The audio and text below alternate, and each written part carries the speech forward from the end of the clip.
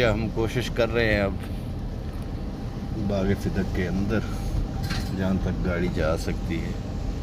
ये सब boundary wall बनी हुई हैं। ये खजूरें आपको नज़र आ रही हैं।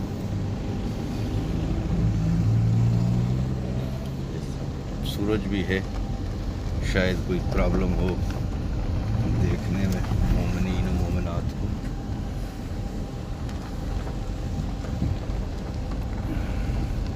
हम कोशिश कर रहे हैं अब भी के लिए कि इसको जितना करीब से हम बना सकें। उस तरफ जो बाउंड्री वॉल है उसकी बनाते हैं। ऐसा ये बहुत बड़ा एरिया है जिसका शायद हम तो अंदाज़ा भी नहीं लगा सकते कि ये कितना एरिया होता है।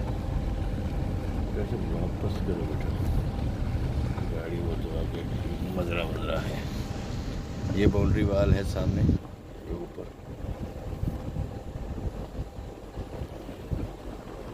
कैसे, एक मिनट रुको।